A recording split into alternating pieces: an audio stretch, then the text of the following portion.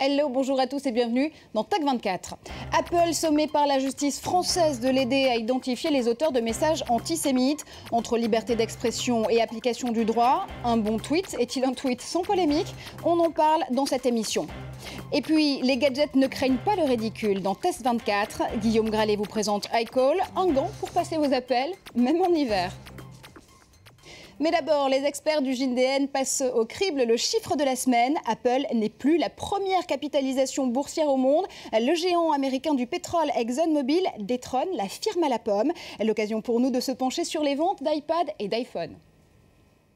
Au cours de l'année 2012, il s'est vendu dans le monde 135,8 millions d'iPhone, 65,9 millions d'iPad, 17 millions de Mac et 32,5 millions d'iPod.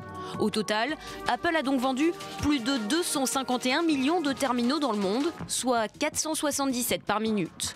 Produit star des fêtes de fin d'année, plus d'un iPhone et un iPad sur 3 vendus en 2012 l'a été durant le dernier trimestre de l'année. Au cours de ce dernier trimestre, Apple a généré un chiffre d'affaires de 600 millions de dollars par jour. Et on revient en France. Twitter va-t-il plier devant un texte français vieux de 38 ans? C'est par l'application de l'article 145 du Code de procédure civile que le TGI de Paris vient de contraindre le réseau social à l'aider à identifier les auteurs de tweets antisémites. Quand Twitter se prend les pieds dans les hashtags, on fait le point avec Laurence Naon et Loïc Lemoine de France 3. C'était un peu David contre Goliath, quelques associations françaises contre le géant américain Twitter.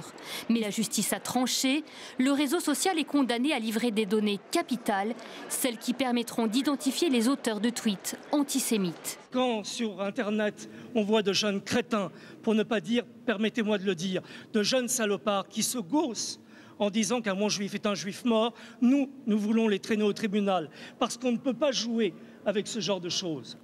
En octobre dernier, un concours douteux de blagues est lancé sur Twitter.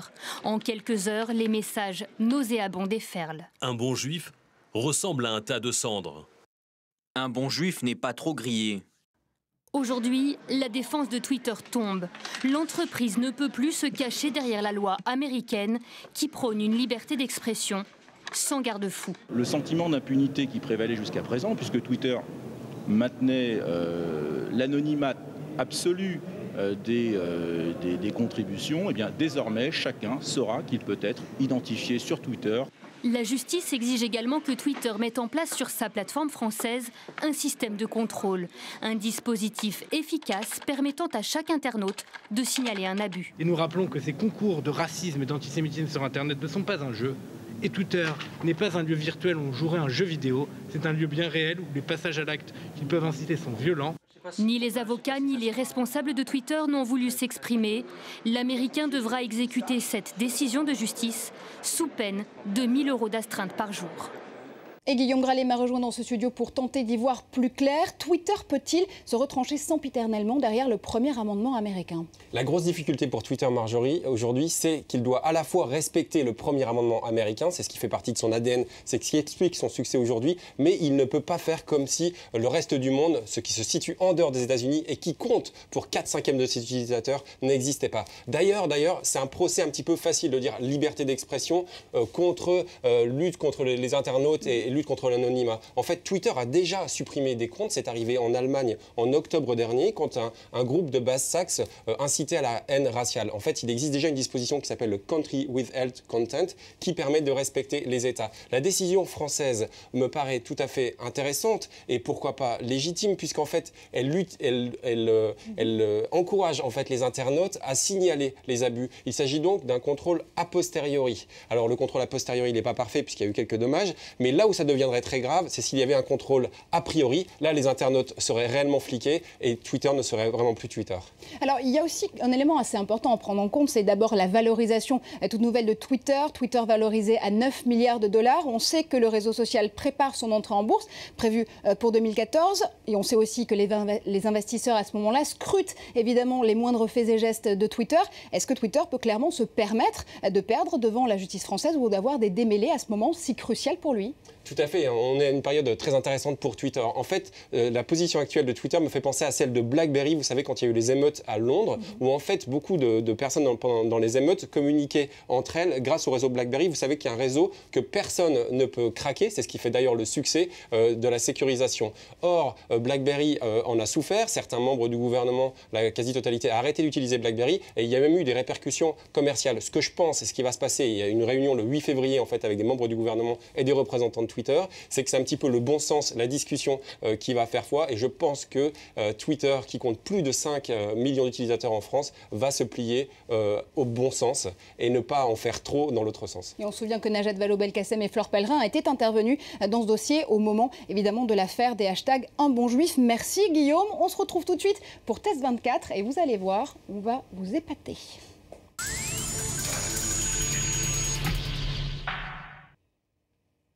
Quand l'expression « par la main » devient réalité, voici iCall, un gant qui se transforme en récepteur de smartphone grâce au Bluetooth, haut-parleur sur le pouce et microphone caché sur le petit doigt. La batterie des gants peut tenir jusqu'à 20 heures en conversation. Alors Guillaume, on le sait, vous n'avez pas peur du ridicule, mais très clairement vous l'avez testé. Comment est-ce que ça marche ? Écoutez, d'abord Marjorie, moi j'ai été surpris par l'idée. Mettre un téléphone dans des gants, on n'y croyait pas dans toute l'équipe Tech24. On s'est dit, on va essayer ça. Alors effectivement, à première vue, vous pouvez tester le gant. On n'a pas l'impression... Ah, attendez, justement, j'ai un appel, on va voir si ça marche. Donc je vais mettre le gant. Pas du tout téléphoner comme test. Exactement, on voulait vraiment tester en direct. Donc là, je vois que quelqu'un m'appelle et au lieu de répondre avec mon téléphone, je vais appuyer sur la petite touche verte. Et là, vous voyez que l'appel s'arrête. Alors, je crois que quelqu'un en régie... Alors, vous voyez, j'ai l'air très bête, mais ça... Ah, c'est Marc, vous savez, de l'équipe anglaise qui m'appelle. Oui, Marc, est-ce que tu m'entends? Et combien j'ai de doigts? Alors, Ami, je vais vous laisser écouter. Oui, donc je ne vais pas pouvoir réussir à mettre votre gant là pour le coup, mais... D'accord. Ok, donc il m'a dit que j'avais effectivement 3 doigts. Donc mais c'est bien, donc il sait voir et il sait répondre par téléphone interposé. Donc ça marche, ça c'est la bonne nouvelle. Voilà, ça marche. Bon, effectivement, l'utilité est assez limitée, soyons honnêtes. On a voulu tester le côté ludique. En fait, ça peut servir, par exemple, moi ça m'arrive souvent de faire du vélo. Vous sentez votre téléphone qui vibre. Vous allez bien sûr vous arrêter pour pouvoir prendre l'appel, mais vous n'avez pas enlevé votre gant et vous allez prendre l'appel. Donc ça, c'est plutôt ludique. C'est ce qui a un petit peu influencé notre notation. Ouais, on va la voir tout de suite d'ailleurs, cette note. On va la découvrir ensemble. En total, si je ne me trompe pas, de 7 sur 10, avec 8 sur 10 en design, 8 sur 10 en facilité d'utilisation. Et puis ce qui fait pêcher cette note globale, c'est le rapport qualité-prix, 5 sur 10. Pourquoi? Exactement. Alors en fait, on a voulu saluer la bonne idée et le design, encore une fois, parce qu'on a vraiment l'impression d'avoir des gants comme des autres et qui se mettent très bien. Donc c'est pour ça qu'on a mis des bonnes notes. La facilité d'utilisation, tout marche à travers une clé USB, vous voyez, qui se glisse dans un petit point qu'on ne voit pas beaucoup. Donc tout ça, c'est très très bien. Par contre, on a décidé d'être un peu plus sévère sur le rapport qualité-prix parce que, en fait, donc il est à 49 $, un petit peu, c'est fabriqué par une société italienne. Donc vous ne mettriez pas 49 $ dans ce type de gants là? Exactement, surtout parce qu'en fait il n'est pas waterproof. Alors l'utilisation en vélo, par temps froid, tout ça, ça marche très bien, mais l'utilisation au ski, pour moi qui prends beaucoup de gadins, ça va être un petit peu risqué, donc c'est pour cette raison qu'on a été un peu plus sévère. Allez, on vous laisse vous améliorer sur les pistes de ski. Merci Guillaume en tout cas pour toute cette expertise. Vous l'avez compris, c'est presque la fin de cette émission. Merci à vous de nous avoir suivis. Rendez-vous comme chaque semaine à l'adresse Facebook/Tech24 pour nous retrouver. Et puis vous pouvez utiliser le mot dièse, le mot-clé ou le hashtag. Vous faites comme vous voulez sur Twitter. En tout cas, c'est Tech24 qu'il faut taper à la fin de vos messages. Et on se quitte en images avec Hybrid Air PSA.